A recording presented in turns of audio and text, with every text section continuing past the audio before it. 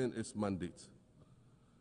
The denial of visas to President Abbas' Palestinian delegation sets a bad precedent and should be deeply worrying to all member nations of the United Nations.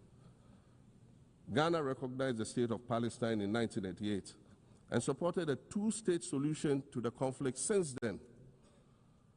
And I say, contrary to the claims of some, a two-state solution would not be a reward for Hamas.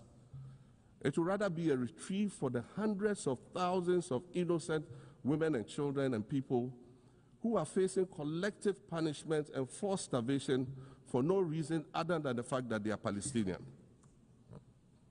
For nearly 2 years and for the fear of reprisals, we here in this General Assembly have been playing hide and seek with language to find the right words to help us avoid or excuse what we all know is taking place in Gaza. But here's the thing, it doesn't matter what you call it. If it looks like a duck, it swims like a duck, and quacks like a duck, well, then it must be a duck. The crimes in Gaza must stop.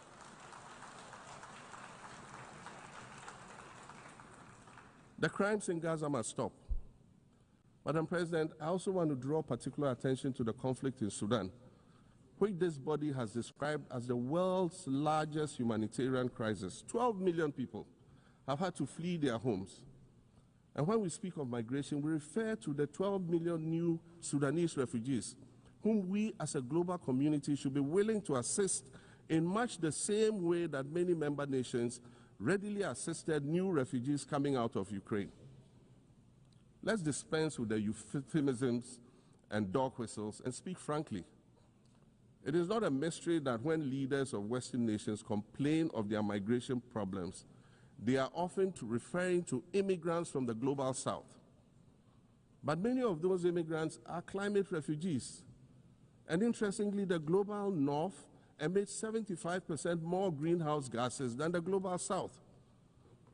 However, the effects of climate change are more severe in the global south because we lack the resources to address them effectively. And so when the desert encroaches on our villages and towns and they become unlivable, we are forced to flee. Warsan Shire, a Somali-born prophet, a Somali-British poet born in Kenya to Somalian refugee parents, was London's first youth poet laureate. She writes in her poem titled Home. And it says, you have to understand that no one puts their children in a boat unless the water is safer than the land. No one bends their palms under trains beneath carriages. No one spends days and nights in the stomach of a truck feeding on newspaper unless the miles traveled mean something more than just a journey. Madam President, we cannot normalize cruelty.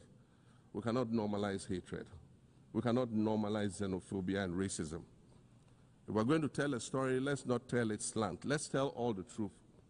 When we speak of migrants, we speak of Mami Ewusi Mensah Frimpong, a judge on the U.S. District Court for the Central District of California. She's the first black female judge on any of California's 4 federal district courts. Justice Paul Bafoboni made this known when the Ghana Law Society paid a courtesy call on him in Accra. He emphasized the need for stronger partnerships to enhance justice delivery. The acting Chief Justice assured that under his watch, the judiciary will work closely with legal practitioners to promote fairness, efficiency, and public confidence in the courts. Justice is delivered by us in the judiciary, but we know that the bar plays a very important role in the administration of justice. That is why we have always, even in some cases, when we find that litigants, or for that matter, accused persons, are not represented, you will find judges. Sometimes, when I was a trial judge, you will find, if I find that somebody needs a lawyer, somebody has to be represented, I can just tell somebody from the bar representing, because I mean we used to that, and most of us as trial judges used to do that.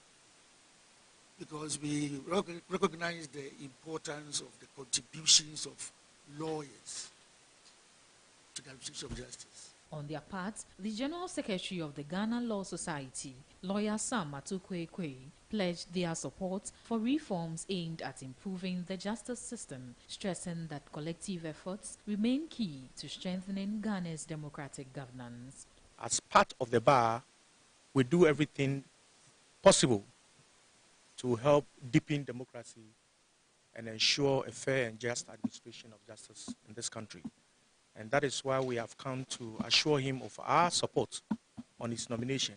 And our purpose or objective, that is Ghana Law Society, is to support the judiciary in the administration of justice, and also to support lawyers and our democracy, help to defend our democracy, which is virtually the people of this country. With this renewed commitment, both the bench and the bar are optimistic of building a justice system that is more accessible, efficient, and trusted by all Ghanaians. Here you are, now caught up in the same web. The people are asking you to ban, and you're running away. I don't think banning is a smart way to deal with the Galamsey, honestly. So there was no need to go to Mankro and Kwenyako. But if there is anybody in this country that has been, that has been consistent when it comes to issues about Galamsey, nobody can take it away from me. You know why I stand on the street and I confidently speak about Galamsey?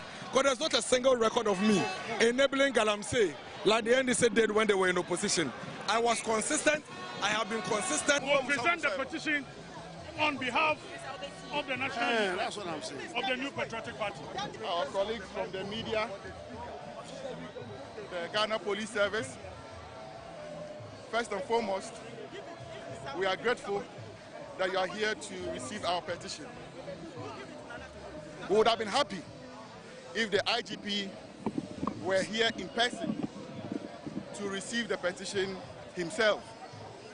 However, we are very optimistic that the petition will get to him, and so would the message be transmitted to him. Our friends from the media, we have a petition for the IGP of the Republic of Ghana. As you're all aware, about 2 weeks ago, we announced that we will be having a protest against the Ghana police alongside other security agencies in the country, and also the presidency of the Republic of Ghana. And it's always a pleasure to know that you're joining us this morning at exactly 8 when we kickstart a conversation about this country. We kickstart a conversation about Ghana. My name is Aldo Moro. Welcome to Inside Pages. Inside Pages is live on Metro Television. It's also live on 94.1 FM. We're on satellite on the multi-TV platform. What it means is that once you get a decoder, you should be able to watch us wherever you find yourself. Now, this morning, we have a lot to talk about. We do have a lot to talk about. Now, the first one is about the NPP, the New Patriotic Party, the biggest opposition party. Its youth wing is very unhappy. They're unhappy with what they describe as the consistent harassment and the consistent persecution and the consistent intimidation of their people, which is the NPP members, and consistent harassment of their own people. And so they've staged a demonstration to make their concerns known and to make their concerns loudly clear to the powers that be, that stop harassing us, stop inviting us for all kinds of, investigations and putting us, in cells more than 24 hours, etc., etc. They don't like that. And so they want the world to know. And so they've actually petitioned the IGP to also look into the operations, because they say they believe that the IGP has been very biased against them. So it would interrogate these concerns that the NPP's youth wing have. Now, there are two other issues that border on the matter of law, and this one is that the Attorney General, Ghana's Attorney General, Dominic Akuritinga Ayeni, has filed a motion to refer to the Supreme Court an interpretation of the Constitution regarding whether a Chief Justice loses his or her place on the Supreme Court bench upon removal from office. So simple as that. He wants some clarifications. He wants some clarity on that. Now, you know that this is in response to a legal challenge mounted on the High Court by former Chief Justice Gertrude Tokonu, who is averring that the president has no constitutional power to remove her as a justice of the Supreme Court as a result of her removal from office as Chief Justice. So that's one of the issues that we intend to look at. It's a world of the law, isn't it? Would be very, very interesting. And also, there's a group which has been in town since 2022, but they have researched, they've revived themselves, let me put it that way.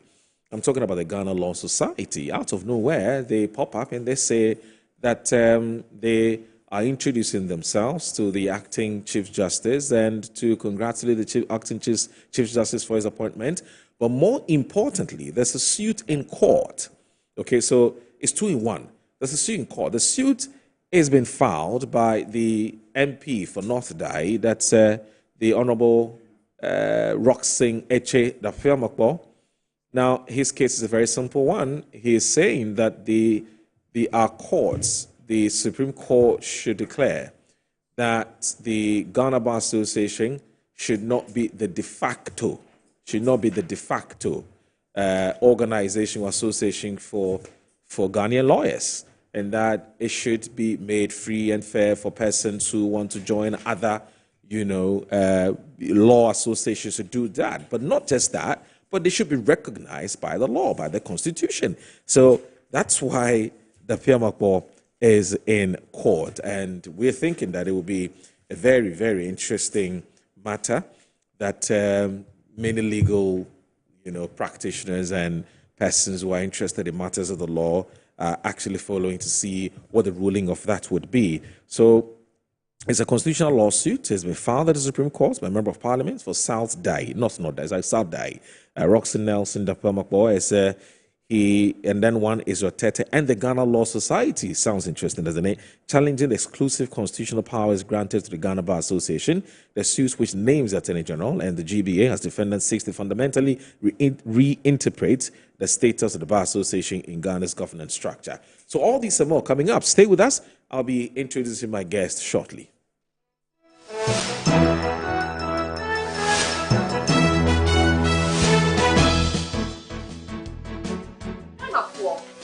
Chia winning Nara, me ding edge dapa, me tia sonko crane bremo. Now the 20 animal would be an egg, Japan, a bremo. And no any summer spices. Summer spices in here, and we will have various flavors. Upenya a yako, Upenya Nemchi, you do good jollof woman, and we get dead. Upenya you do quam, you do for you, hot nako pibito.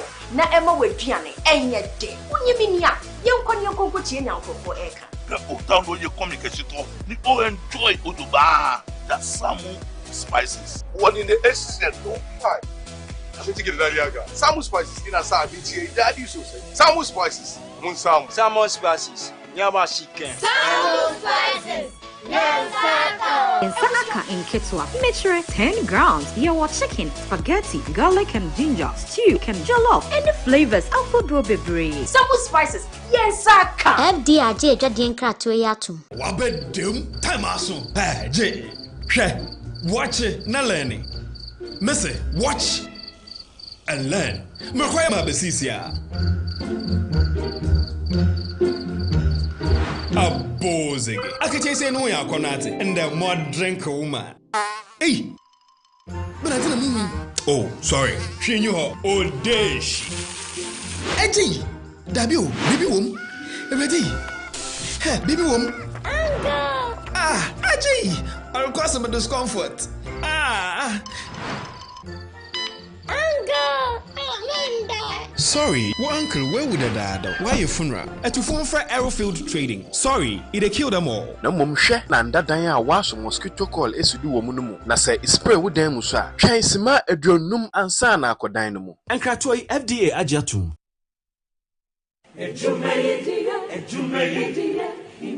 In life, choice is good, but choice plus safety is way better. Your safety and comfort is paramount. Under the cylinder recirculation model, you can buy LPG in a safe environment. All cylinders are inspected and maintained to the best safety standards, so your safety is assured. Just take your empty cylinder to the nearest exchange point and swap it for a filled cylinder. Different cylinder sizes will be available to meet your pocket size. Imagine cooking in a smoke-free environment. This will improve the health and well-being of you and your family. Choose LPG in a safer model of distribution. Cylinder recirculation model. Securing your safety. Creating more jobs. A message from the National Petroleum Authority under the patronage of the Ministry of Energy.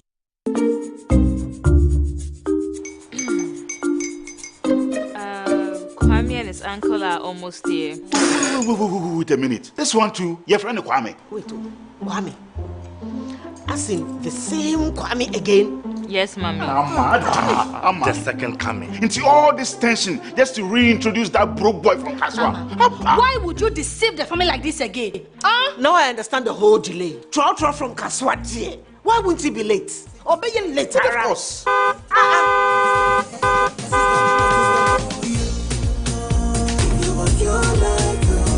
Star 712 hash, star 712 hash. You go be the luckiest. Copy from Georgia be luckiest. From not the block, she be luckiest. Me and you go be lucky, luckiest. Nobody know why you're luckiest. Everybody go be the luckiest. That's Kwame! Send your God apple boom. If you put it away, so would the coming of the Son of Man be. Is that his car? Dial star 712 hash. Choose your ticket. Enter your lucky number. Follow the prompt and let destiny handle the rest. This promotion is regulated by the NLA on the Caritas platform.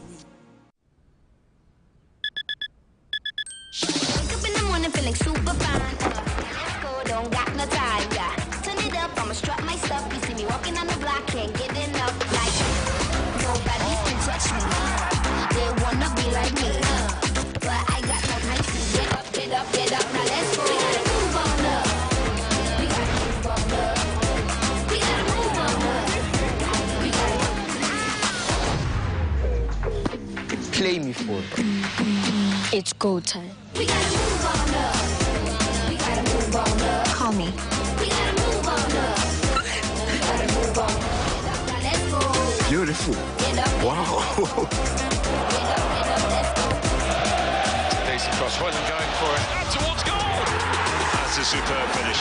When it's go time to supercharge your hustle, make it go time for GoTV. Now let's go. Love it.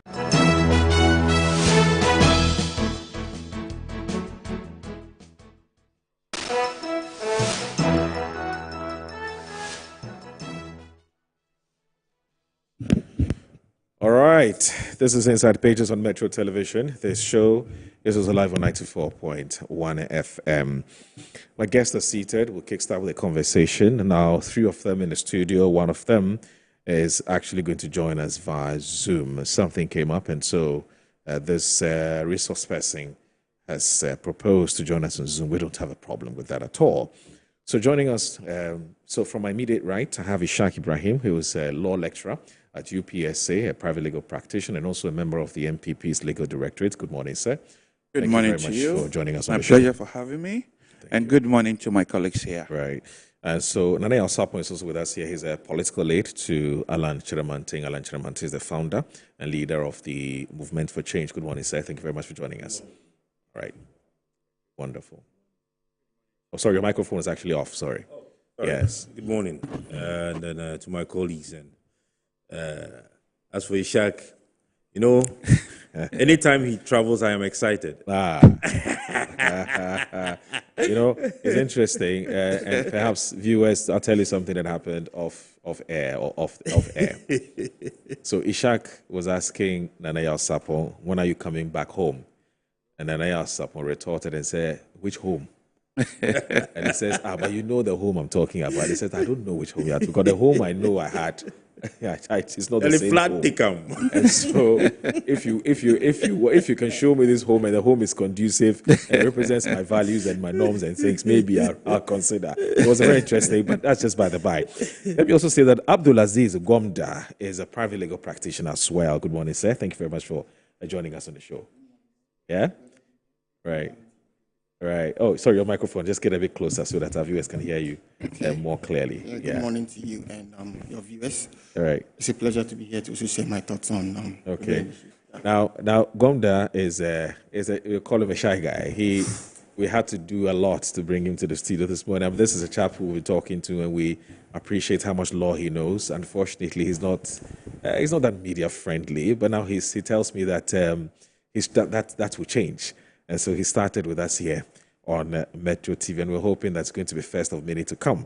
So, Gomda, we hope you enjoy your stay here, so that definitely, you only don't serve your clients off air, but you can serve them on air too. No doubt about that. Yes, it's part of the service to the nation. So Thank you. Why not? Thank you. Now, also joining us is somebody I call a big brother and a very, very good friend of mine as well. He's called Mr. Abraham Amaleba, who is a private legal practitioner, and very good one as such, and also Director General of the Road Safety Authority. Good morning, Aboki. Good to have you join us. Moru, Abochi, how are you? I'm fine, thank you. And I hope you're doing very well too, sir. Very well. The conversation you had with the MPP guy. Okay. I think the response was appropriate because if you are going back home, you must go back to a structure. But this structure has been flattened by floods, so there's no home again. I agree with him. I'm sure that did you exchange some notes with Nanaya Osapon? No, Why? Nanaya, what I only have in common with him is that we both lived in Tamale. Okay. But beyond that, there's nothing. There's nothing. Tell him I'm not even saying good morning. You're not saying good morning to him. No. But he's not fighting you. You're not fighting him. Come on, stop that. I know you're a very nice person. Just say hello to him. Amaleba, please switch your camera on so that our viewers can see you. Can attach the face to the voice. Okay. All right. Is this okay? Yes, that's fine. Great. Yeah. This is good. So this week, I'll start with you, Abraham Amaleba. So this week, we saw you at the interacting with the acting Chief Justice, that's Justice Bafo Boni. What did you go to do there, and what was the importance of that interaction or that meeting? Well, we were a group of lawyers who decided to form the Ghana Law Society. And sitting afar, we realized that ever since he was made acting Chief Justice, he has, as it were, discharged his responsibilities well. So went there to do two things. One, to commend him, in the way he handles or is handling the judiciary, and then secondly to congratulate him on his nomination as the Chief Justice if he goes through the processes, and took the opportunity to inform him of the existence of the Ghana Law Society. We had actually sent an application to the General Legal Council for recognition. So we wanted to inform him that such a letter is before him. And at the appropriate time, if we are to be called upon to defend our application, we will do so. So basically, that was it. I see. What was the response of were you impressed with the response of the acting CJ? Well, he commended us. He said he was excited that there are people who are sitting far away from his office and are seeing that he's doing a good job and that he's going to run an open door policy. I think you heard it, your reporter was there.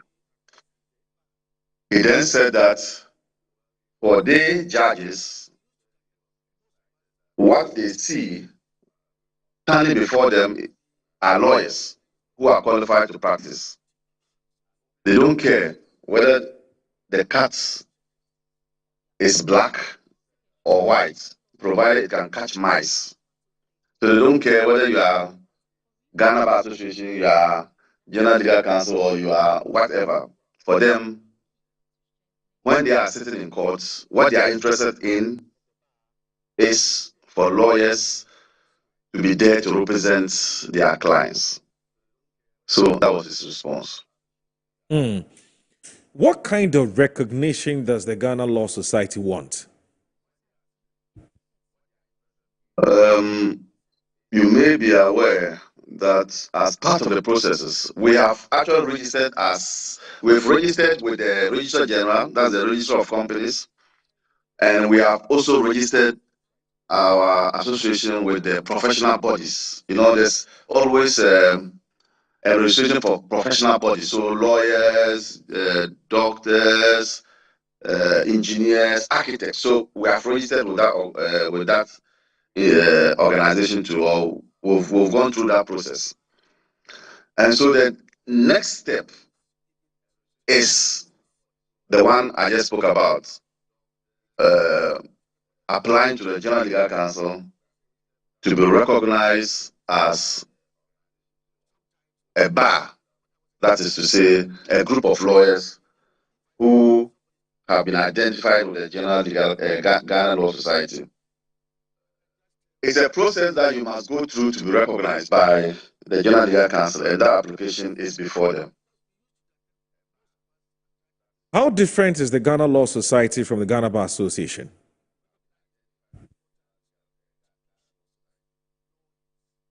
How common are the two? First, what is common about them is that both are association of lawyers. Now, our objectives will now set us apart, and so we are coming into being as a result of disagreements with the way the bar is handling affairs of lawyers. And so we are going to focus much on the interests of lawyers, take care of interests of lawyers. We would also be a mouthpiece for the downtrodden, who articulate their views. We would say it as it is. We will not lose our voices when certain governments are in place, find our voices when some governments are in place. So it is a shortfall of the Ghana Bar Association that has given birth to this association. What is this shortfall that you're talking about, and how does the Ghana Law Society intend to make up for it? So you just heard me talk about our objectives. You have a bar that constantly, not once, not twice, criticizes and speaks up against what they perceive as wrongdoing in one administration. So say the NDC. Then when there's another administration, say the MPP, they go mute. Then actions or inactions of one administration is condemned. And coincidentally, that condemnation sits well with the MPP's opinion or views on such matters.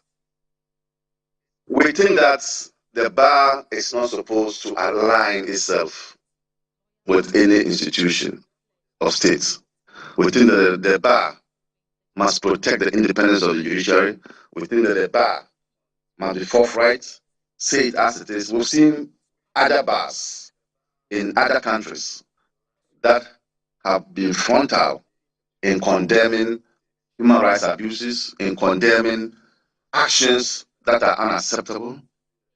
So we are of the view that the conduct of the Ghana Bar Association today has led to our existence.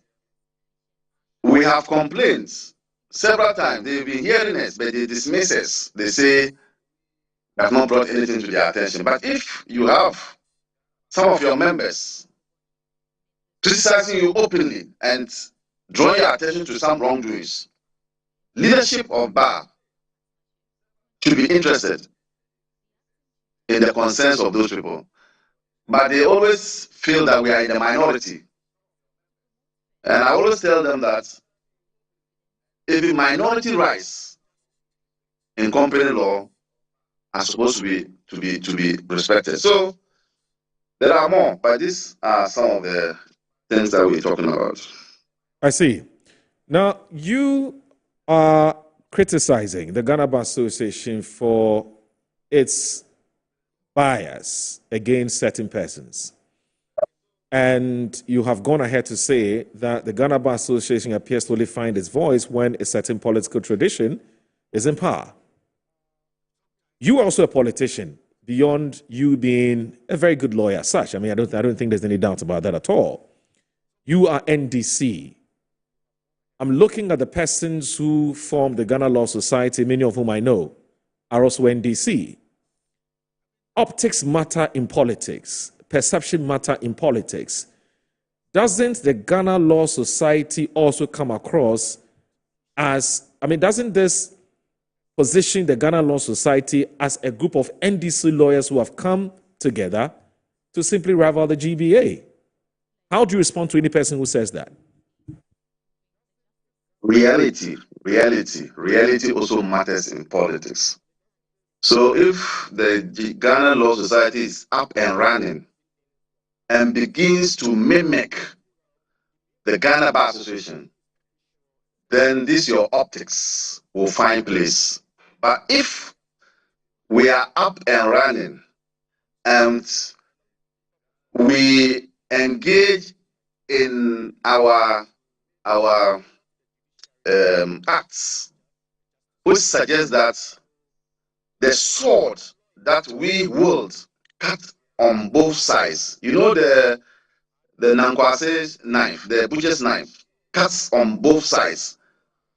So if we go on that trajectory, whether it's NDC, which is in power, or whether it is the MP, which is in power, and we find our voices, those your critics who are thinking the way you are espousing will begin to sit up and say, oh, okay, these people are different.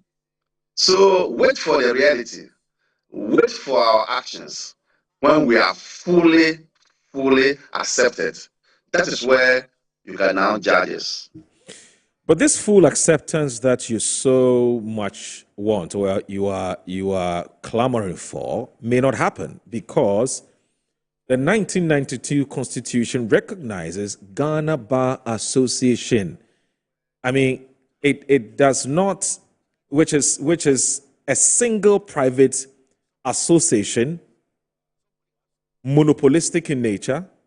It doesn't say Ghana Lawyers Association there's only one Ghana Bar Association. It doesn't recognize any other body apart from the Ghana Bar Association. So wouldn't you rather have waited for the Dapiamakpo and your own suit, because you've been joining that suit, for the Supreme Court to make a declaration on this matter before you even apply to the General Legal Counsel for some kind of recognition? So that's why you get it wrong. Okay. The spirit and letter of the Constitution, once again, the spirit and letter of the Constitution, when you read the entire Constitution, you read it as a document. That Constitution, or this Constitution, recognizes pluralism. It recognizes pluralism, not even dualism, but pluralism. That's why you have so many political parties That's why you have NAGRAT and you have NAT. That's why you have GPLTU and you have concerned drivers. So the spirit of the Constitution does not give room for that interpretation, which says that we are all zombies who must belong to one group of society. No. Okay. So we are fortified by the spirit and letter of the Constitution, which allows for pluralism and not even dualism. Great. Amanda, please hang in there. Let me bring in the Ishak Ibrahim was a law lecturer as well. Now, Yeah. Ishak, are you a member of the Ghana Bar Association? Yes. You're a member of the I Ghana am. Bar Association. How long Yes. have you been a member of the Ghana Bar Association? Actually, the past 4 years. Past 4 years. Yes. Are you been satisfied? Are you impressed with the work of the association? Well, there are some areas I'm not satisfied. Okay. But that is not to say because of that, let's dismantle it or whatever. There's always, in everybody, there's always room for improvement. Who wants to dismantle the Ghana Bar Association? Well, if some people have the concern that they are even assigning it to a particular political party, from what we've heard from my very good friend here, Yes. it tells you that let's dismantle it. How? No, I mean, that would be we the have implication GPR that to you. it's no longer serving its purpose. Yes. I mean, that's what they are trying to say. Absolutely. Because they've now assigned it to a particular political party. Yes. That's basically what Yes. So he has basically said. saying that they are more pro MPP. That's what That's he what said. Amanda is saying. Yes, they are more pro that's MPP. what he said. Yes. So as far as he is concerned, it can be dismantled. It's not really his problem because he has a political leaning. Yes. And as the concern that you have just expressed. Okay. But before you go ahead, no, but the conclusion is a little problematic. I don't think that the fact that somebody wants to create a rival association necessarily mean that you want to dismantle or destroy the other association. I mean, I think that they'll be more than happy to have a competition. No, so the lawyers are free to choose where they want to belong. He had just said it is not even serving its purpose. If somebody argued that, look, it was meant to help ensure judicial independence. That's fair. And if he says it's not serving its purpose, No, it's fair. But the implication is that dismantling. It's fair, but I'm saying that to jump to conclude that he wants to dismantle is what I'm not too sure. No, if somebody says something was established to serve a particular purpose, yes, and it has abandoned its purpose and now lean towards a political party, the implication is that if you are not serving its purpose, why exist? That's fine. Let's go. Let's not litigate over this or belabor the point. But I get where you're coming from. Yes. Yes. So you say you have concerns about some areas they can improve. Yes. Okay. But there's Ghana Law Society. Yes. Why haven't you, for once, even contemplated joining the Ghana Law Society? They've been there since 2022. Because it's not a recognized body. If it was a recognized body, and I have the option to choose, as you said, the way the Constitution named the Ghana Bar Association, it's as if it's either it's a constitutional body or a quasi-constitutional body. Right. That's how I see it. The way it explicitly name it. It looks like a quasi-constitutional body. In that sense, it requires that all lawyers in the country belong to that body.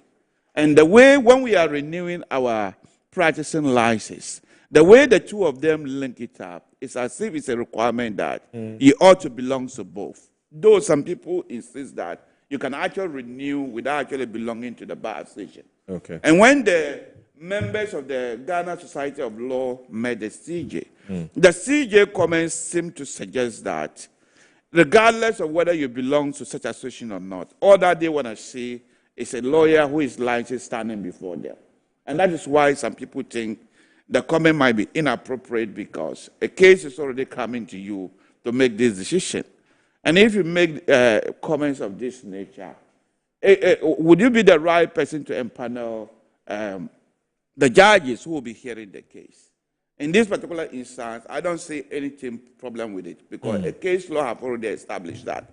That function is an administrative function. Right. And if the Constitution requires the CJ to make it, the case of, the toss of bias and other things doesn't come in. I mean, there was a famous case that dealt with that particular area. But my issue with the Ghana Society of Law is the Ghana Law Society. Okay, so it's called Ghana Law Society, yes. I think we can alternatively call it Ghana Society of Law or whatever. So Ghana Law Society. My issue with them Look at, I mean, you have already expressed concern about the faces that you see and some of the expressions they have put forward. Now, they perceive the Ghana Bar Association to be an MPP control body. That's basically what he said. Okay. That they lose their voice when MPP is in power. Yes. Though he didn't name MPP explicitly. But we know since 1992, these are the two political parties. So am I right to attribute it to MPP? He doesn't have a problem with that. And I also got the same impression when so he was yes, so he I don't think attribute they're that not far from they being have right. their voice when MPP is in power. Yes. But when NDC, when MDC in power, they have a voice. But when MPP is in power, they seem to be silenced. Yes. And I think particularly he had in mind this current CJ issue when Ghana Bar Association said it's inappropriate. But it wasn't just Ghana Bar Association. It was also Commonwealth lawyers, as well as the Bar of England and Wales, that have a voice. And I believe that the Ghana Bar Association is a major stakeholder in Ghanaian politics. And they are also a major stakeholder in ensuring the independence of the judiciary, as you just mentioned. Right. I believe that the removal of the CJ and the way it's conducted had the capacity to jeopardize the independence of the judiciary, of which maybe he's alluded to it, the spirit of the Constitution. We love talking spirit when it favors us, but we are banning the spirit of the Constitution when it doesn't. The spirit of the Constitution, if you read Article 146, and then you can also see the spirit of the Constitution is that they want judicial independence and separation of powers between these bodies.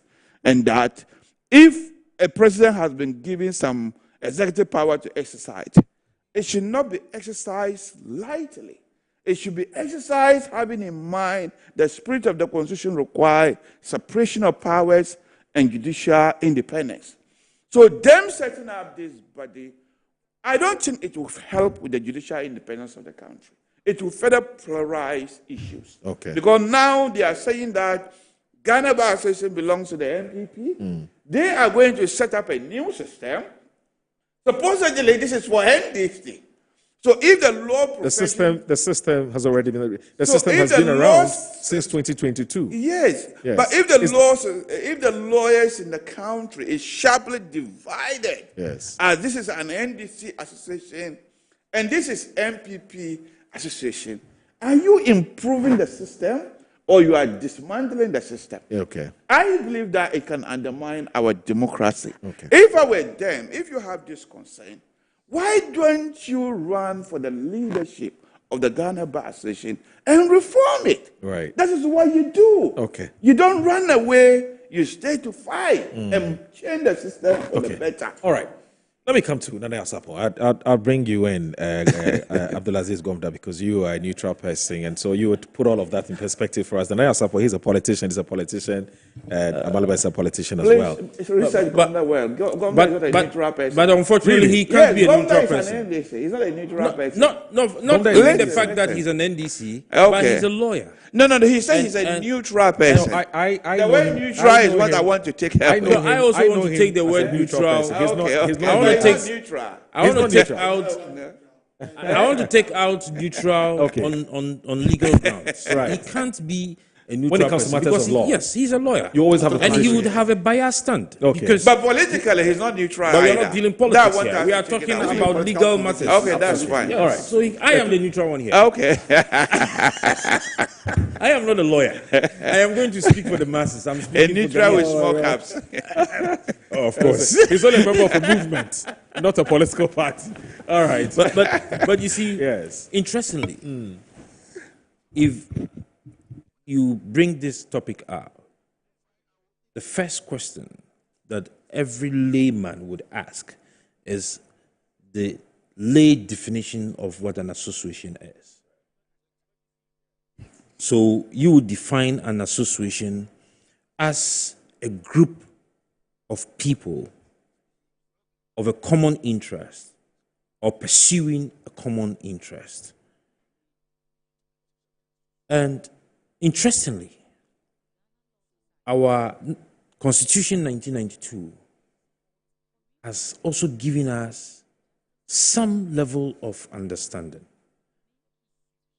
So if you'd read Article 21 of the 1992 Constitution, Clause 1E, it says that freedom of association, which shall include freedom to form or join trade unions or other associations, national and international, for the protection of their interests.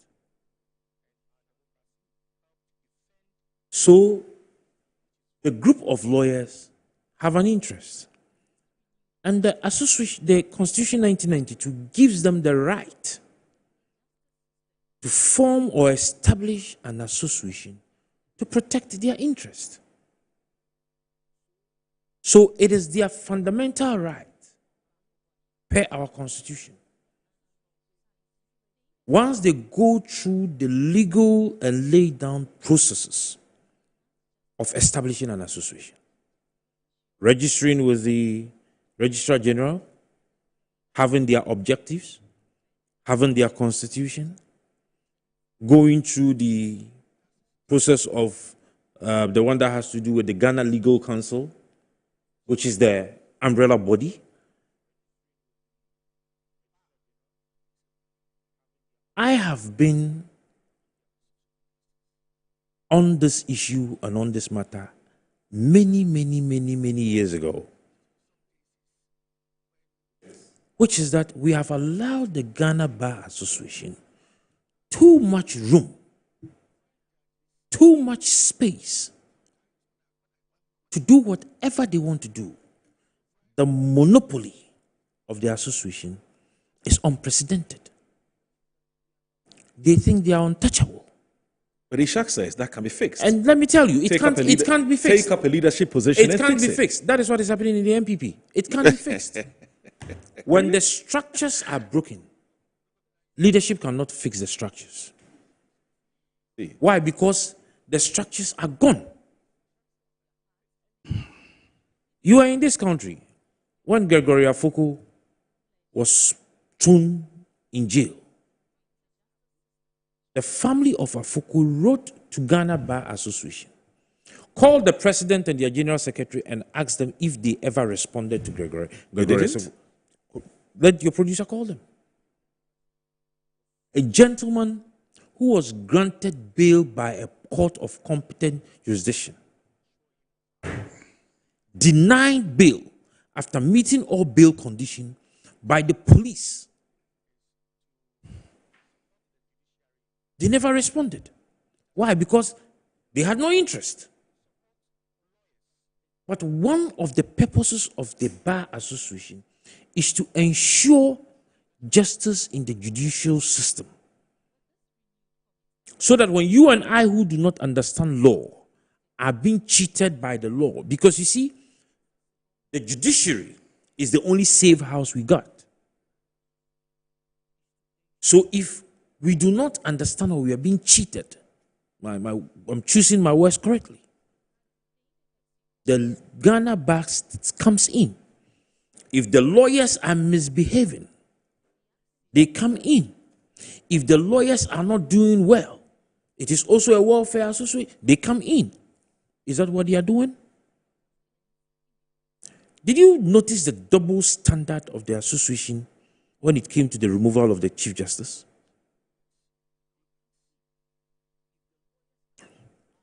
Personally, I have been calling for lawyers to put themselves together to form another association.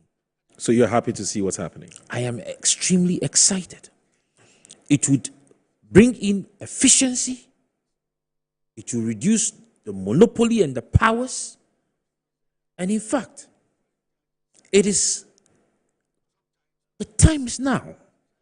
But the risk being collapsed, as Ishak is saying. It never collapsed. We've seen it in this country before. When NAT was always declaring strike actions in this country, you will notice that it was because at the time of the infiltration and politicization of their structures. Then came in NAGRAT. Then came in Concerned Teachers Association. Then there was a fourth one that came. When all of these associations came in. So we have NAT, Concerned Teachers, and then we have NAGRAT. NAGRAT. There was a fourth one that came. They were very noisy. They were just a group, some small group, very, very noisy. I've forgotten their name. Right. They did not reduce all of those strike actions. So you mean competition is good? Let me tell you something. When those days, somebody wants to do a coup d'etat, the person goes to capture GBC and it ends. Am I right? Now when you capture GBC, we have Metro TV. We have in excess of 500 radio and TV stations across the length and breadth of this country. And that is what we should be fighting for. I am looking forward to a day when we would have another association for the medical people. Almost all those essential service providers should have 2, 3, 4 associations that would be constitutionally recognized. When Ghana Bar Association was formed, I've forgotten the year. How many lawyers did we have in the system? What was how was the system, the legal system of Ghana like? You call something jurisprudence, right? Right. What is that one? The jurisprudence. How you people operate within your jurisdictions. Is that jurisprudence? The philosophy. So the Ghana Bar Association was formed in 1876. At the time. That's 145 years ago. You people are lawyers. I'm not a lawyer. Was the jurisprudence of the legal system of Ghana as strong as it is today? There has been extreme improvement. Do you not think it is about time that we have a real look at the Ghana Bar Association that was formed in the 18s? Okay. So why are they refusing change? Right. You see, they call themselves learned, but they are scared of change. They are learned, and they know that change is good. Right. Every learned person knows change is good. Okay. But why are they running away from it? Let me bring in Gomda now. Abdulaziz. Yes, Maro. What's your understanding of everything that's happened? I mean, Ghana Bar Association recognized by the 1992 Constitution. The Fiamakwa is in court challenging the interpretation of that article in 19. First of all, tell us what this article in the Constitution says about the Ghana Bar Association and what you think about the Fiamakwa's decision to go to court on this matter. You think whether it's a useful exercise or you think it's clear as day and light, and so there was no point in going to court. And then also the revival of the Ghana Law Society. But you're a member of the Ghana Bar Association, I want to believe. Well, I don't know if I had a choice, because all I just know is that when I was called to the bar, okay, I was sent a number that I'm a member of Ghana Bar Association without any choice. But so yeah. So you see why? No, I'm not saying. So you see why I say he can't be neutral? Well, yes. Everybody has their biases. But I want to understand something. It's not compulsory to belong to the Ghana Bar Association. I understand when you say it's not compulsory, but what I'm saying is that I never made an application to the Ghana Bar Association that but I somehow want to be a it's member. automatic. It's automatic. That's why I say it looks like a quasi-constitutional body. But the point is that yes, so you have to belong to it to be able to renew. Your license to operate. Other people say you don't. I disagree with that. Yeah, but why does he have to be so? I disagree with but that. I think almost so. Let's understand this in context. Yes. I'm licensed in the United Kingdom. Yes. The United Kingdom, for you to be a barrister, they have 4 inns or 5 inns. Yes. You have to belong to one of the inns. Really? Yes, you must. So, as part of the criteria to be recognized. Yes. I belong to Lincoln's Inn. It's not only Ghana, though over there they are. Borrow. Let him speak. But in Ghana, it's only one. Let him speak the Ghanaian language. Okay. Yes. Because what he's speaking is too much Britain. It means that they have four associations. He's comparing.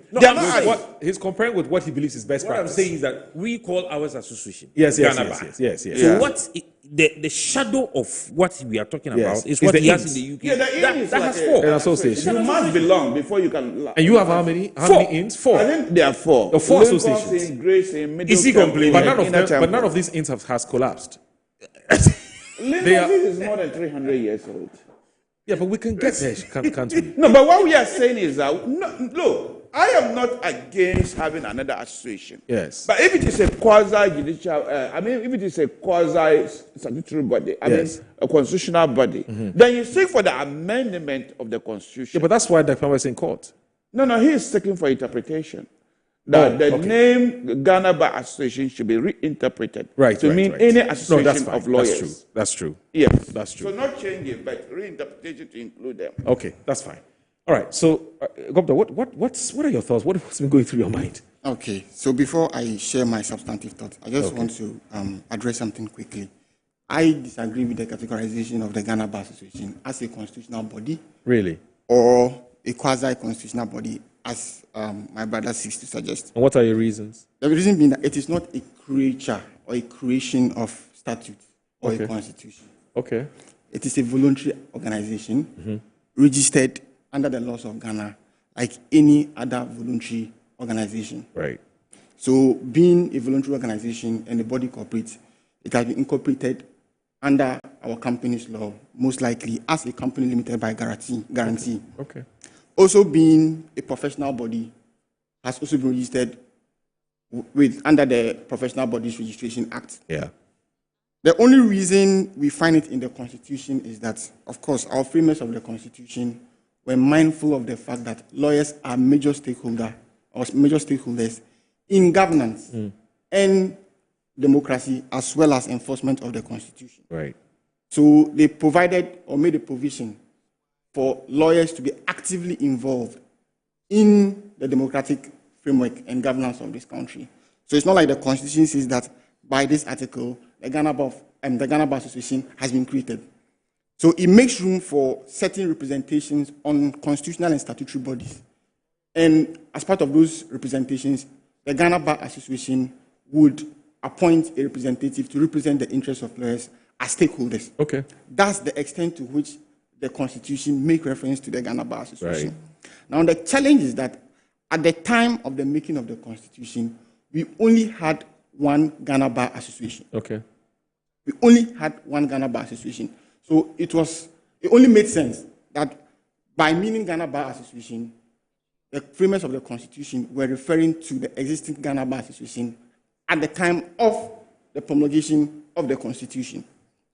Now, the argument is made that subsequent to the coming of the Constitution and pursuant to the right guaranteed in the Constitution in respect of freedom of association, there are, or most likely, the possibility of having other law associations, because nobody can compel me to be a member of the Ghana Bar Association. If I don't want to be part of the Ghana Bar Association, nothing stops me. And our Constitution is a constitution that recognizes the freedom of association as provided under Article 21. And every constitution has what we call the fundamental principles. And one of the fundamental principles of the Constitution is to give effect to human rights, to give effect to equal opportunity. And when you look at the preamble of the Constitution, those words are very clear, that in exercise of our natural and inalienable right to establish a framework of government, we shall secure for ourselves and posterity the blessings of liberty, equality of opportunity, and prosperity. Now, the point is that if today we have Ghana Law Society, but then it is only the Ghana Bar Association that is allowed to appoint or nominate representatives to appear on constitutional bodies, are we not denying some other people equal opportunity? Yeah. And I have always maintained that if indeed we want to give effect to our constitutional framework, then opportunities must be given to everybody. And if today there's an association, whether Ghana Law Society or Society of Ghana Law or Ghana Association of Bar or whatever form it is, so long as they are lawyers and they have complied with the legal regime in registering professional bodies, they should also have the opportunity to represent their interests as provided under the Constitution. That's fine. But Ishak has a fear. His fear is that the creation of this new body risk collapsing the Ghana Bar Association. And that it is the wish of Amaliba and his people that the Ghana Bar Association collapse it. If isn't it a concern that you have? I don't understand why. Because it's a private body. Yes. If as a private body, you fail to do what is expected of you to make you vibrant, you don't need to blame anybody. Okay. You don't need to blame anybody. And for me, I think this constitutional invocation to let the Supreme Court intervene and draw finality to this matter is actually very important for the development of our law, as well as settling all disputes. I was of the view that even before the Supreme Court intervened, maybe Parliament themselves could have, come out with a law, not necessarily through constitutional provision, because if you look, constitutional amendment, if you make reference to Article 298, it provides that where any matter arising from the Constitution or otherwise has not been addressed by the Constitution, Parliament by law, you understand, regulate those things. So if there's ambiguity as to whether GBA currently refers to the GBA that existed then or any other lawyer association, Parliament could intervene. Now, I usually try to draw some parallels regarding the GBA issue. It might not be the appropriate, extrapolation, but I think it would help for the purposes of this discussion. For instance, if one is making a will, right, and in your will, you say that I devise, let's assume you own Metro TV. I devise Metro TV to my wife, Aisha, right? And you made the will, let's say, he doesn't want trouble, so in he mentioned the name. 1992. Yes. Because she's listening. She's actually watching. Oh, it's your wife called Aisha? You see? I said Aisha. No, I thought it was your wife. So, and let's say you devise Metro TV to your wife, Aisha. Yes. And you made the will, let's say, in 2008. Then, God forbid, in 2010, you are no longer with your wife, Aisha. You have divorced. You have gone through whatever legal procedures to dissolve the marriage. And you marry a new wife. Or let's say you marry another wife. 2 wives. You have 2 wives now. Yes. At the time your will comes to effect, although when you're making the will, you only had 1 wife. If the will is going to be interpreted, what that means is that at the time of the interpretation of the will, if you have 2 wives, the validity of that will extend to your other wife or whoever is your wife at the point of the will coming into effect. You wouldn't say, as of the time you were making the will, you were married to Aisha, but today you are no longer married to Aisha. And that is the position of the law. By the operation of the law? By the operation of the law. It's automatic? It's automatic. Interesting. And it's not, that is not under contention. Okay. And I'm saying that because we are now in a position where it's not even a likelihood, where the reality is that we have more than a bar association. The Supreme Court, I wouldn't be surprised if after every deliberation reaches the conclusion that indeed, when the framers were coming up with the Constitution, or when we were adopting the Constitution, there was only one Ghana Bar Association. But fortunately, and for good reasons now, we have multiple associations. It cannot be the case that let's limit it to only one association. Because when you do that, it undermines the whole idea of freedom of association and equal opportunity. And our Constitution is to be interpreted to give effect to the fundamental human rights as guaranteed under the Constitution. So essentially what you're saying is that currently the monopoly that the Ghana Bar Association is enjoying is inconsistent with Article 21. Absolutely. That's the point you're making. Absolutely. And the fundamental principles of our Constitution. And so, equal of opportunity. And so you won't be surprised. Actually, you are very optimistic that the Supreme Court would give a verdict that aligns with Article 21. From where I said that's what you're expecting. From where I said that's the Supreme Court to do. Reasonable conclusion the Supreme Court can reach. Okay, that's fine. Yeah, that's fine. We'll take a break. When we come back, I'll come back to Mr. Abraham Maliba, and I'll ask him about the concerns and the fears that Ishak has expressed. In fact, Ishak has 2 concerns. One is that a stronger Ghana Law Society would mean a weaker Ghana Bar Association. And 2, we may end up having an NDC Bar Association, MPP Bar Association. It doesn't bode well for the objectives for lawyers coming together to champion a certain cause. And I would ask Amaliba, what he makes of that. So we'll take a short break. When we return, I'll come back to Amaliba and then we'll wrap up on this because we also have another matter which has to do with our AG, Attorney General. He's in court. And it has to do with some aspects of Article 146. Is the Chief Justice goes, does she go in her capacity as the Chief Justice, or she loses everything? Chief Justice and a Justice of the Supreme Court. He wants the Supreme Court to make that interpretation very clearly. And so that also promises to be a very interesting conversation. Stay with us. Don't go anywhere.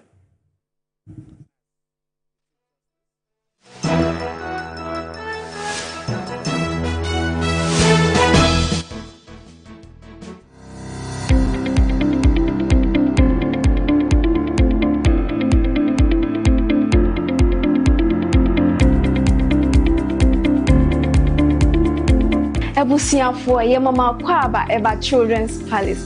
Nkwala nyema nyina fie enye.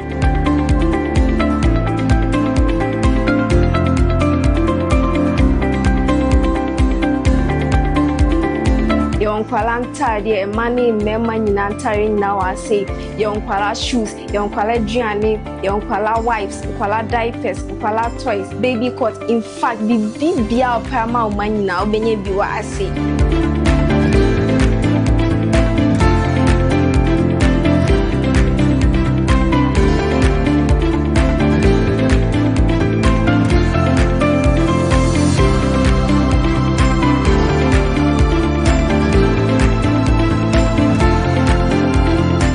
Located at East Legon Hills, Nana Chrome KFC.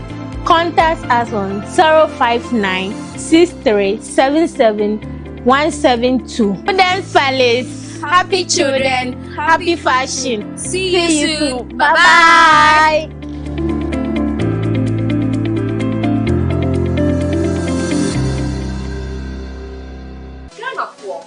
Chichi amuni nara mi ding baby dapa me dia de sonko kra na ebremo nya ode to aduane mu ama waduane dapa na me de bremo eno any some spices dey ebuwa wo bebre o various flavors ubenya eya akoko ubenya nantwie yedigu jollof mu ma emu ye de ubenya yedigu nkwan yedigu froye mu ho na kope bito na ema waduane enye de unyimi nia yenkon yenkon tie nyankofo eka autant de communication ni enjoy Oduba that Samu spices. One in the essence don't fight.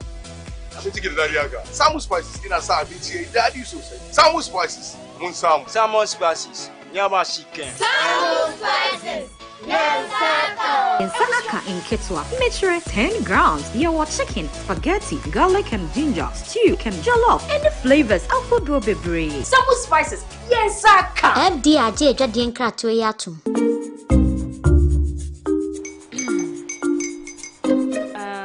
Kwame and his uncle are almost here. Wait a minute. This one too, your friend Kwame. Wait, Kwame.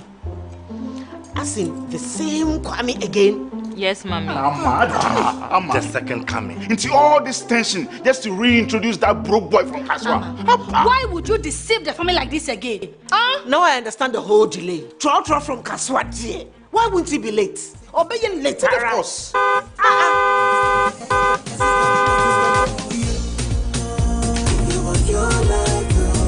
Star 712 hash, star 712 hash. Go be the luckiest, go be from Georgia be luckiest, from not the cause she be luckiest. Yeah, you go be luckiest. No matter why you're luckiest, everybody go be the luckiest. That's Kwame. Send your God down for boom. If you put it toy, so would the coming of the Son of Man be. Is that his car?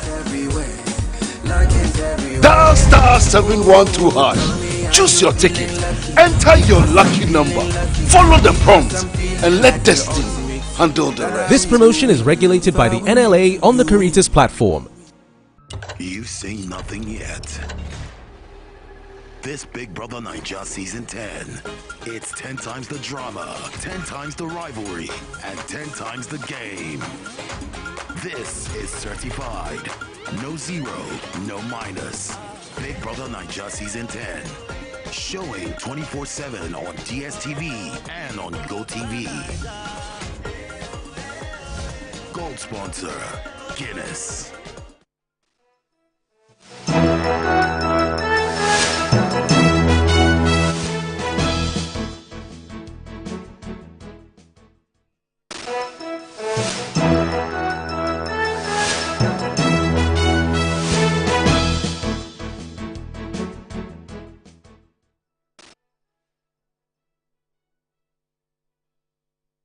You're still watching Inside Pages on Metro Television. My name is Aldo Mora. We're having a very interesting conversation about the Ghana Bar Association, which is it's clashing with the Ghana Law Society. But in all of this, there's a member of parliament who's in court to get the court to interpret exactly what the role of the Ghana Bar Association in the 1992 Constitution, whether it's a monopolistic, organization, or that the Constitution allows for, other associations to be formed for members of the bar, for members of the bar to join, and so on and so forth. So that's the conversation we're having. Let's try and wrap this one up because we have that of the Tokono matter also coming up. So Amalaba, thank you very much for staying with us up until now, because we know you're a very busy man. But Amalaba, you've had the concerns that have been expressed already by Ishaq. Ishaq has two very fundamental concerns that, look, this Ghana Law Society thing, from where he sits, is meant to totally annihilate and to destroy and dismantle the Ghana Bar Association, which will not be good for the Association of Lawyers and the objectives that you're standing for. And also, secondly, he also is concerned that a stronger Ghana Law Society would also mean that we have an NDC association, MPP association. And what does that mean for your forward march as a group of people who should be fighting for a common cause? Well, on the contrary, the formation of the Ghana Law Society will lead to complementing efforts by the Ghana Bar Association and vice versa. Nana Yao just gave you a sad example of how the bar failed in its duty in the case of the Afoko case. Now, if we had a law society in existence, they would have written to both associations, and at least in this particular matter, the Ghana Law Society would have responded. What does this do to the image of lawyers? We begin to claw back the reputation that we have as leaders of the various professional bodies. Today, I can tell you, NAT has more credibility than the Lawyers Association. But in the past, engineers, doctors, if the lawyers don't attend or don't arrive, no decision will be taken. Now we don't have that clout again. So don't be surprised that when Ghana Law Society is finally established, we will begin to see the Ghana Bar Association upping its game, beginning to do what is right. And again, don't be surprised that after we hold our individual conferences, there will be a joint bar conference between the Bar Association and the General Legal Council, so that this notion that one belongs to NDC and one belongs to MPP would wither away. Okay. So, rather than he looking at it from a negative standpoint, look at it from a standpoint of where the Ghana Law Society will begin its establishment, would push the Ghana Bar Association to begin to do what is right. He himself, in his opening remarks, said that they could do better. It means that he has some reservations. But should we remain in there to bring about change or not? I don't think what we are doing also frowns against the Constitution. Nana Yah, who is not a lawyer, has read to you the provision that talks about right to associate. Embedded in that right is the right to disassociate. Because when you read that provision, it tells you that you have a right to form an association. It doesn't say that when you are in an existing association, then you are tied to that association. You cannot leave it and form another association. So inherent in that right to association is the right to disassociate. So we are not doing anything which is wrong. But I can tell you. But Amaliba, just finally, before we move to our next subject, to our next topic, why haven't you attempted to take up a leadership position in the Ghana Bar Association and reform it, rather than wanting to leave to form another one? I in person, isn't it? Sir, or any of your members? I talk about. As in you in particular, or any of your members who have concerns with the way the Ghana Bar Association has conducted itself? No. In every society, we have leaders, we have workers, we have organizers, and we have doers. I belong to that group that agitates for right things to be done. I don't want leadership. So, those who want to stay back can stay back and try to do what you are talking about. Those who want to set out can also do what we are doing. So it is not one or the other. Both can be done. But those who want to stay can stay and do it. And those who want to go can go. And then I'm telling you that we are going to complement each other. At the end of the day, it is the credibility of lawyers which will be improved.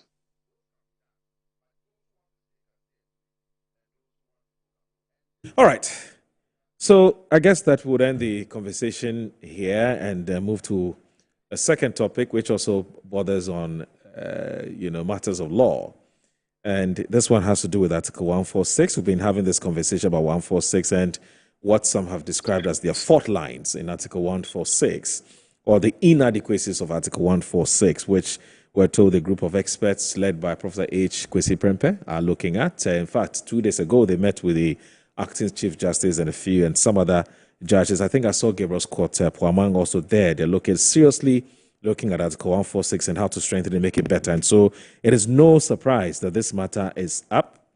And it has to do with a matter which we're told the Supreme Court is expected to interpret and bring finality to a thorny constitutional question of whether a Chief Justice removed from office also ceases to be a Justice of the Supreme Court. Simplicity.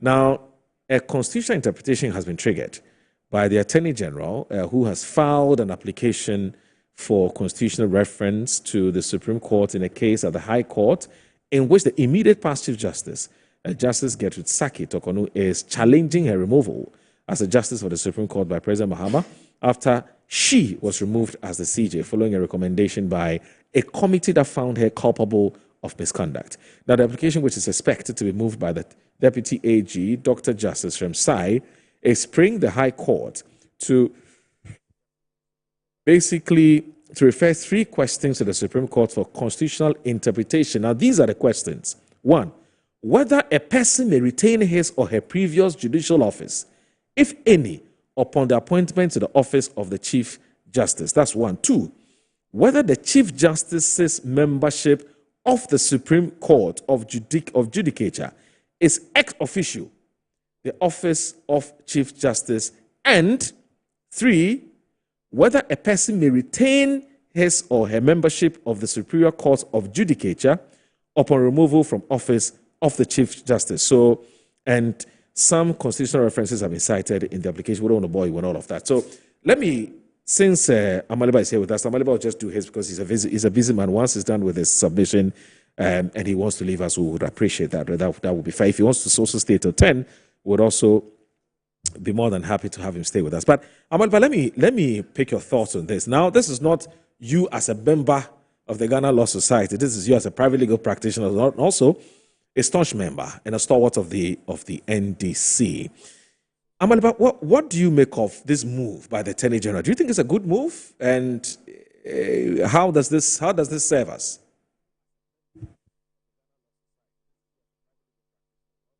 Your microphone, yeah, I think you've switched the microphone off. Yeah, I was asking, a good move to do what? The move to seek for this interpretation by the Supreme Court. Oh yes, I think the matters that she sent to the High Court are better placed before the Supreme Court for interpretation, and I think that's what the Chief Justice has done. You mean the Attorney General? Sorry, because he's the one in court. Dominic is the one in court. The Attorney General has done, yes. Yes. Yeah, the Attorney General has done. Now, when you look at the Chief Justice's own application, I think that there are some ambiguities. She says that she wants to remain as a Supreme Court judge because the process that will remove her as Chief Justice. And I find that incongruous, that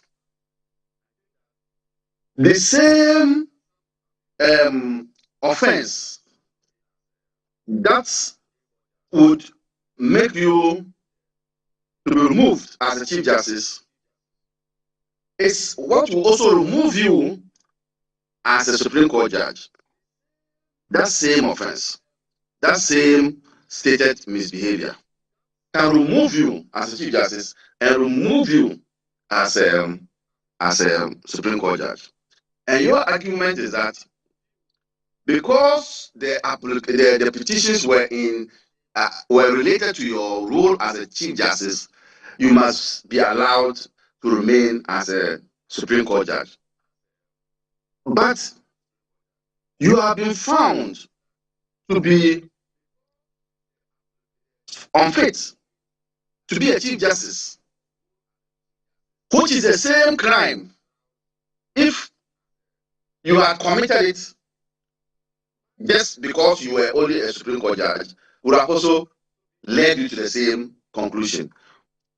So why do you want to stay as a tainted? So now you'll be the Supreme Court, and everybody will be looking at you as a tainted Supreme Court judge. Yeah, but what if she doesn't mind? But what if she doesn't mind?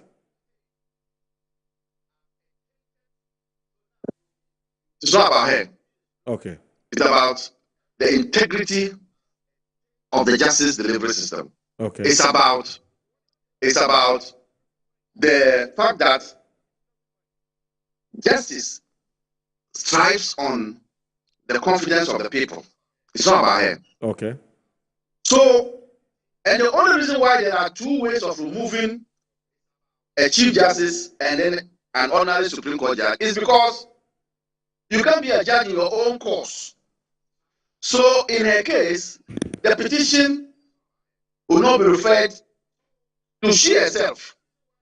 That's the only difference. The only difference is that in her case, because she's the one, the subject matter of the investigation, the prima facie determination will not come back to her, she herself. But in other Supreme Court, to other Supreme Court judges, she will be the one, or Superior Court judges, she will be the one to determine the prima facie case. That's the only difference, I think. So, I think that maybe Amaliba, couldn't we have had a situation where, okay, she's removed as Ghana's Chief Justice? Fair. No problem. Fact. She remains as a Chief Justice, she remains as a Justice of the Supreme Court. We have a new acting CJ. Can somebody again petition the president that upon her removal as Ghana's Chief Justice, she is not fit to be there as a Justice of the Supreme Court? So, Mr. President, please take action. And then the petition is sent to Justice Bafoboni for him to establish a prima facie case, and then the processes take place. Couldn't that have happened? You see, somebody told me that what she's asking for is akin to a CEO who has been removed. You know, CEOs are part of the board. Every CEO is a part of the board. Yes. So CEO, you are removed as the CEO. Then you say that, okay, then let me remain on the board. It doesn't sit well. It doesn't. The fact that, the fact that I have been sacked as a board member of a company does not take away my ability, my competencies, and my capability of running an organization, my capacity as CEO, does it? Because it may to some extent depend on the reason I was sacked as a board member. I mean, if I slept, or maybe I didn't attend to a meeting on time, or I was given some money to travel somewhere, I decided to, spend the money on somebody else as part of my per diem. I mean, basically a case of indiscretion, and based on which the board chair says, I don't want to become a member, I don't want you here as a member of the board. Do I lose my position as the chief executive officer because the requirements of a chief executive officer may not necessarily be the same requirement as a board member? Should it? Such a person should not get close to decision making, for God's sake. Okay. Are you listening to me? I'm listening to you, sir. Such a person should not get close to decision making. Yeah, but I can do the work. I can do the work. Now I can do it. Why are you sacking me? Come to think of it, the reasons why you talk about indiscretion was because she was in a position to take decisions, isn't it? That's true. That's why you are talking about indecision. You are saying that you should stay back and still get close to decision making. Do you know how she can get close to decision making? Okay. The Constitution says that the senior most judge will take over when the Chief Justice is not around. Suppose she's back there and she's the senior most. Is she not going back to the same place to do the same thing? Okay. Moru, this has no legs to stand. Okay. All right. Should I go to this matter? Can I go now? Yeah, you can. You can leave us if you have to attend to some other things. But I'm grateful. Thank you so very much for your time. Thank you. Thank you. We wish you well. Yes. Ishak. Yeah. So here's the thing. I mean, if you do not qualify to become a Chief Justice because you have been cited for stated misbehavior, what moral authority do you have to even expect that you are kept to do your job as the Justice of the Supreme Court, having to lost that moral authority? Thank you very much. Yes. You see, for me, we're all in this mess, simply because of, as I said, the original sin just boils down to a wicked plan by the NDC, even when they were in opposition, to remove the Chief Justice. And it is now dressed up in a legal language, in legality. And the whole use of Article 146 is just a clock to blind all of us. This was the original wicked plan. Now, if you look at the statement that has been sent to the High Court by the Chief Justice, there are a number of points made. Among them was the fact that the people who signed the petition, they were requesting for her removal of the Chief Justice. And in law, when you ask for A, they give you A.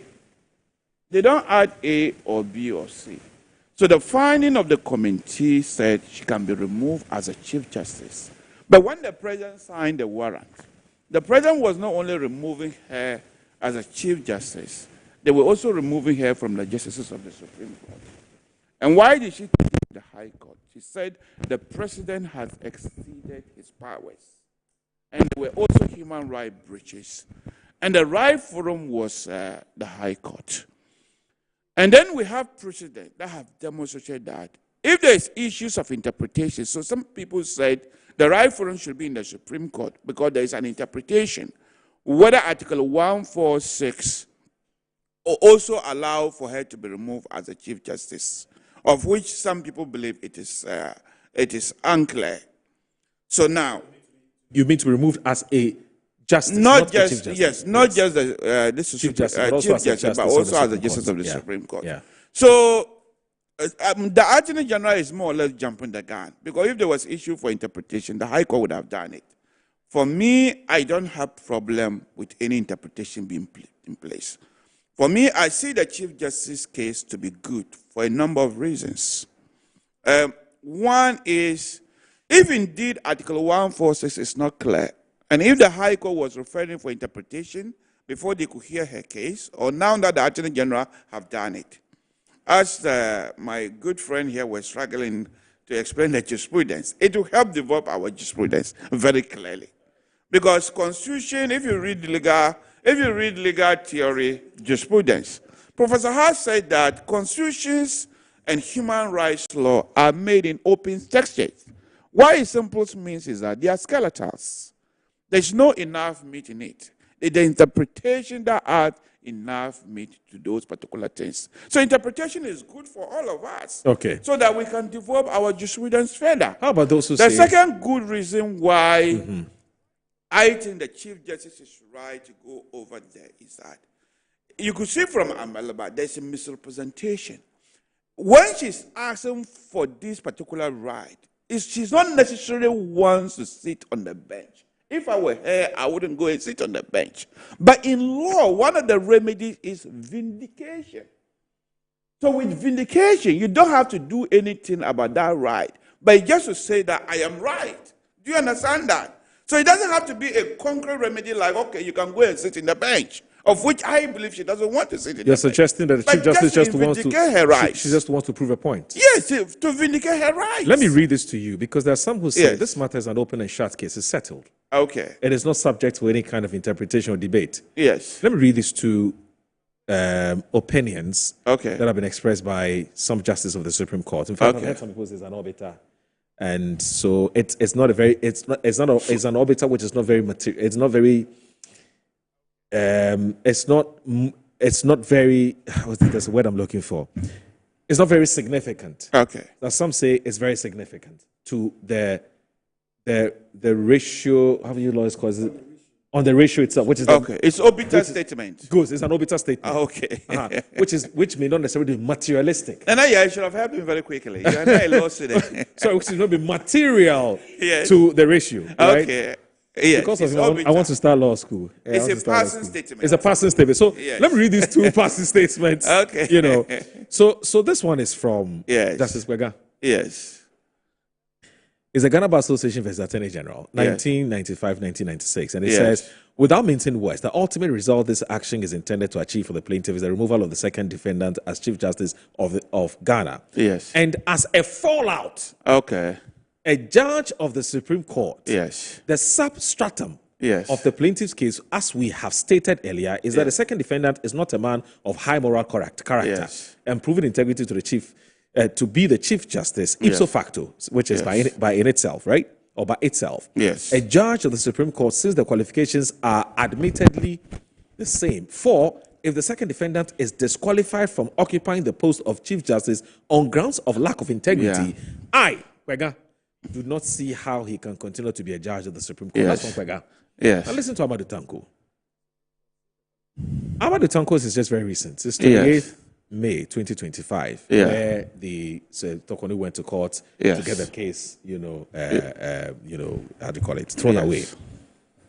Now, I'm going to quote him. Yes. The above observations provoked by paragraph 12 of the applicant's affidavit aside, I need hardly say that I arrived at the conclusion that this application must fail without relish, mindful of the fact that the applicant's Honorable Lady Chief Justice of the Republic is going through a process that may define her career on the bench as Chief Justice and as a judge, one way or the other.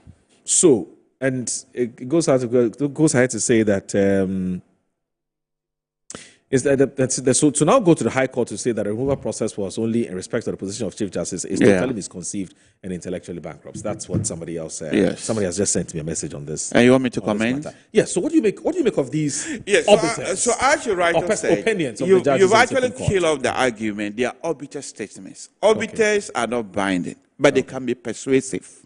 Right. So, so at least as far as Justice Tanko is concerned, we know her line of thinking. Okay. That we know his line of thinking. Okay. That if you are removed as a justice of as a chief justice, it automatically affects your position as a judge. Yes. So at least we now know what he is thinking. And but because it's an object statement, Justice Yes. Tanko can still change his mind Okay. upon reading further. Right. So they are persuasive, but they are not the law. Same with Pega. So this. But to the extent that you have two very powerful Supreme Court judges Yes, expressing they their could opinion. change their mind. That is why the Supreme Court has the power to review. Okay. The review simply means that the case that you have just decided, in review, you could come to your senses and realize that, okay, I got this wrong. Okay. And I'll change my mind. Mm. So they are persuasive. Okay. So already they seem to be in the column of the Attorney General. Okay. But until the case is settled, it's not settled. I get it.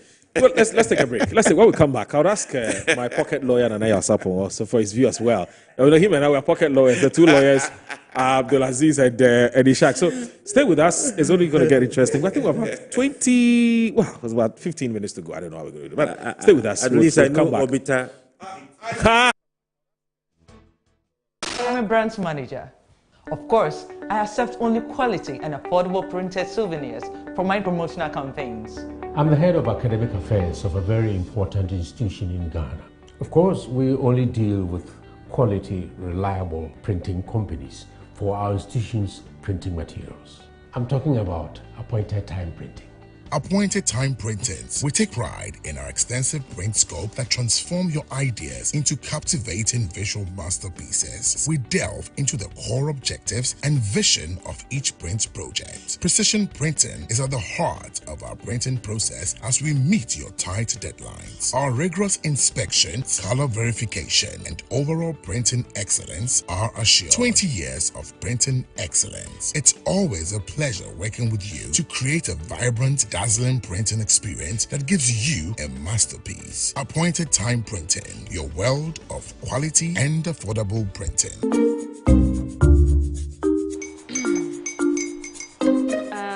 Kwame and his uncle are almost here. Wait a minute. This one too, your friend Kwame. Wait, Kwame.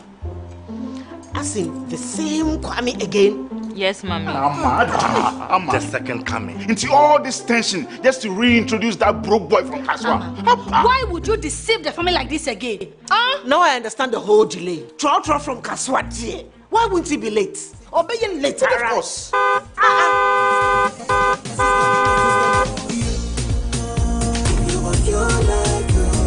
Star 712 hash, star 712 hash. You go be the luckiest. Go be from Georgia, be luckiest. From not the cause she be luckiest. Yeah, you go be luckiest. Nobody why you luckiest. Everybody go be the luckiest. That's Kwame! Send your God the apple boom. If you put it toy, so would the coming of the Son of Man be. Is that his car? Dial star 712 hash. Choose your ticket. Enter your lucky number. Follow the prompt and let destiny handle the rest. This promotion is regulated by the NLA on the Caritas platform. Sister, me dad, dear Betsy, Biana, me, I'm Shishimi. I could eat that. Me, many tears, some of them is a kind of a set. You made us to take it. Sika, sit down to the moon. Judicial moon. Baggy the one, dear. Never be free. So, what you say bag number? One number to show. Wow. That's a minute one for you, Banana Monsolio.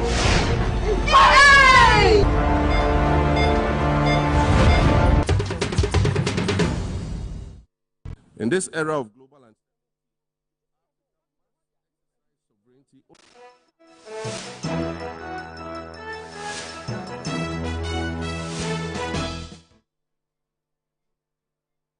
All right, yeah. You're still watching I was also going to say good morning. You're still watching Side Faces on Metro Television. I'm here with Ishak Ibrahim. Ishak Ibrahim is a member of the MPP's legal directorate. He also teaches the law. Nane Alsapon is here, political aide to Alan Cheramanteng of the Movement for Change, and also Abdulaziz Gomda. He's a private legal practitioner.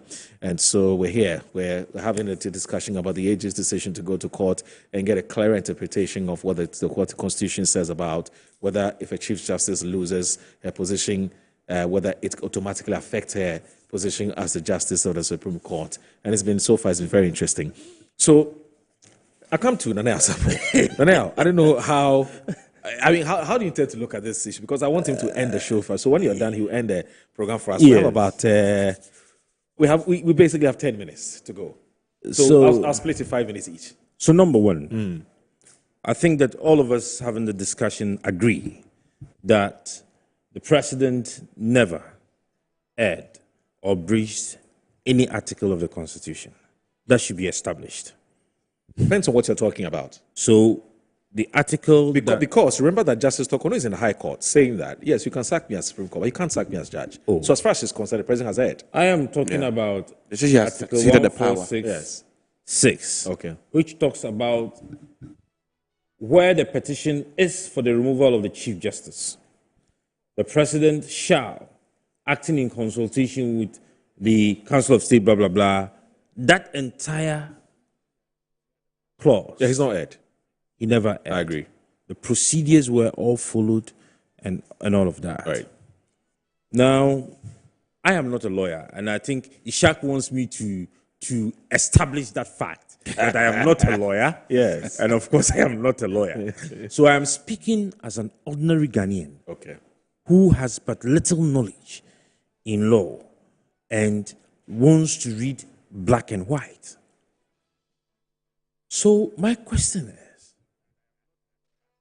is the Chief Justice, the former Chief Justice, sure that in terms of administration and management, she being removed as the head of the judiciary would be comfortable working under a new head? Maybe she is. Maybe. If you would ask me, as a student of management, I will tell you it is not healthy for any organization. But Ishak just tells you that she just wants to make a point. That it isn't like she wants to become a justice of the Supreme Court. No, of course, she wants to make. She wants that decision to be made. I don't know what is in her head. I don't have a problem. Of course, it's maybe. Yes, no, she has established that she's not pursuing this for her own self. Yes. She's pursuing it. I mean, in the press conference she held, which was actually against a provision in this constitution. If you read Article 146(8), all right, is it 146(8)? You're talking about the fact that it must be in camera. In camera. Yes. I'm trying to look for it so that I read. The lawyers are here, they can help you. All the proceedings under this article shall be held in camera. Okay. But yet, the former Chief Justice, who has served as a lawyer and as a judge for over 2 or 3 decades, knowing this principle, decided to hold a whole press conference. So let's put it this way. If she goes in there as a judge and a case is before her, and the accused, for that matter, or a party to the case, goes out there to hold a press conference in relation to the case that is before her, what would be her response? No, in fact, Moro, I belong to the school of thought that is saying that she should go in as a Supreme Court judge.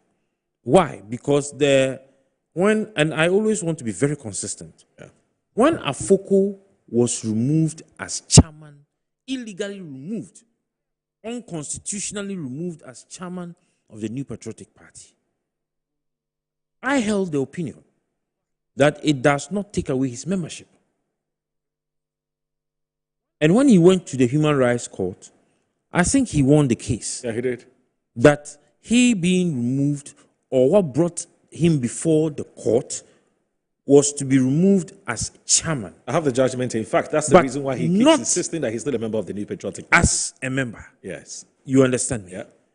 And so I hold the opinion that the Chief Justice is removed as Chief Justice. She can still go in to practice on the bench as a Supreme Court judge. But as a student of management, if the judicial service or the judicial wing of government is my organization, I will not allow it. Okay. Because it is not healthy for any institutional growth. There would be unhealthy rivalry between the Tokono team Tokono, and Team Bafuboni. Let's not forget, they would only pretend that they do not have gates and factions. Yeah. But there exist these factions and gates in every institution. You understand me? Yeah. Now, you see, how would she feel if, assumably, she is not assigned to any case? So I think your point is there are practical difficulties. There are practical difficulties. There are administrative and managerial difficulties that is not healthy and will not be healthy for the judicial system and structure that we are trying to rebuild. Okay. Let's not forget that everybody is calling for the restructuring and of our judicial system. You didn't use reset? That is His Excellency's own terms. Right. But I am using restructure. I'm Alpha Franto. What's your problem? But you see, Moro, right? I am excited that this case of the removal of Chief Justice took the full haul. Okay. You know why? Right. Because, you see, hypocritically, our learned friends have been complaining about Article 146 in hiding. And we have not been able to touch it or call for a review because nobody had been able to test it to its fullest. But now it is absolute. We have all seen it, and now everybody is calling for a review. I am told that some people have even petitioned the Constitutional Review Committee. In fact, they were with the acting Chief Justice recently over 146. Over 146. Just yesterday also. For a review. So that as we go on, we will not have this matter again. True. Yep. And that is very healthy for our judicial system and for our legal system. What my brother is called the jurisprudence. Okay. Which I was not able to explain, and he was laughing. Right. But I explained in principle. Okay. I explained in principle because I was talking about the knowledge and the science of our laws. That's jurisprudence. Simplicity. Yes. Simplicity. He wants me to speak legal English. Abdul, end the show for me, please, with your perspective. That's the subject I teach. You have 4 minutes to do this. Otherwise they'll take us off. I'll do well. All right. Well, I am equally very happy that we now have an opportunity to draw finality to all ambiguities regarding the removal of the CG, that is, the legal and constitutional requirements.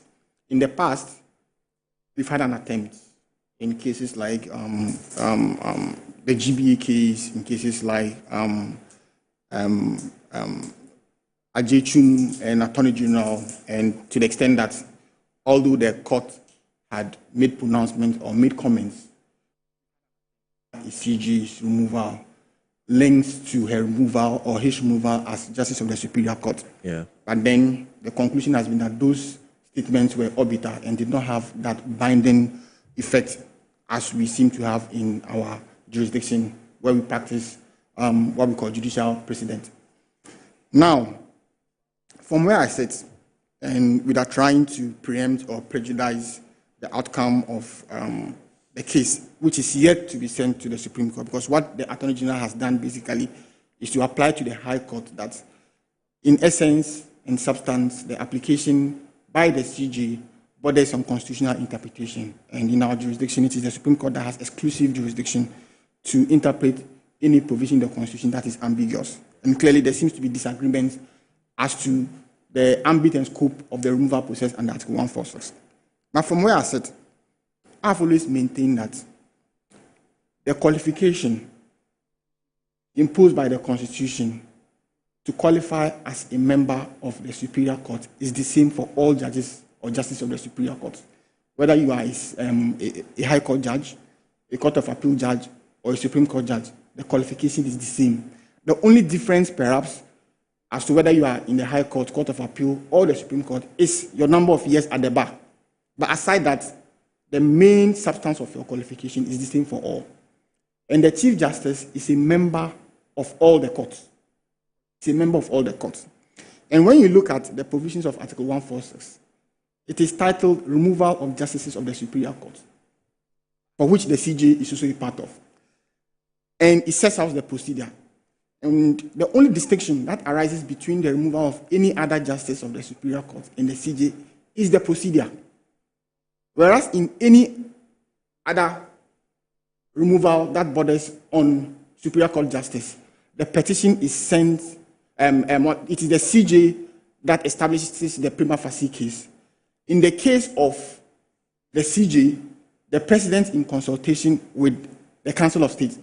And the essence of this is to provide a situation where you will be a judge in your own cause, like we know in the principles of natural justice. Because it wouldn't make sense for me to petition for the removal of the CJ, and the President then refers the petition to the same CJ, who is the subject of the petition, to look into. And that is the only distinction. That is the only distinction. And if you look at the procedure as well, or the provisions on the substantive grounds for removal of the Chief Justice, it is the same as the grounds for the removal of any other justice of the Superior Court.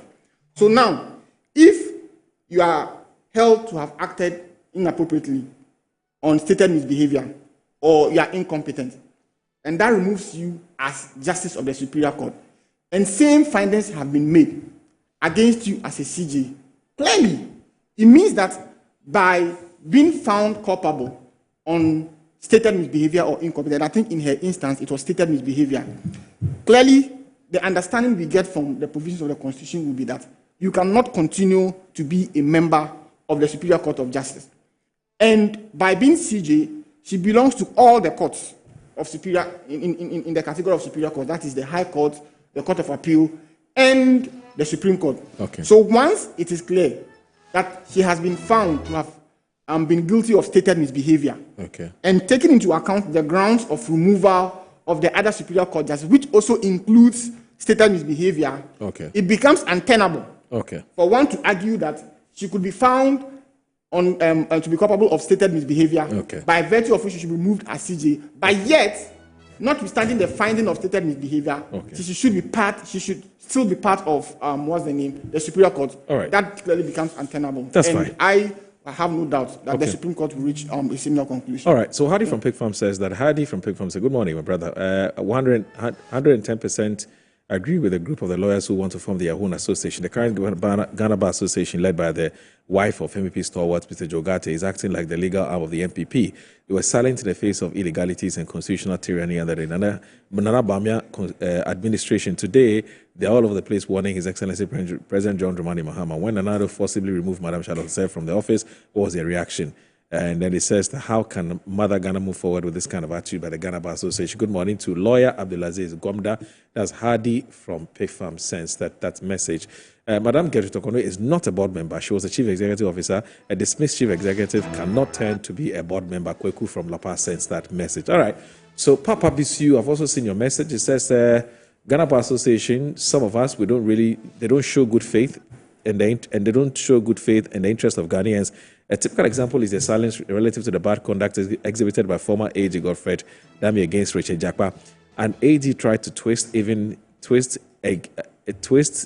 against an innocent person in the passing of now finance minister to be jailed, and that body was silent against the bad conduct of the then former AG. Away, GBA, Papa Bisu sends that message. Anyway, so this one, I'm going to end the show. I want to thank you very much for your time, and also thanks very much for passing by. Nana Yao and Alaji Gomda. Have a great weekend. Bye-bye. Assalamu alaikum.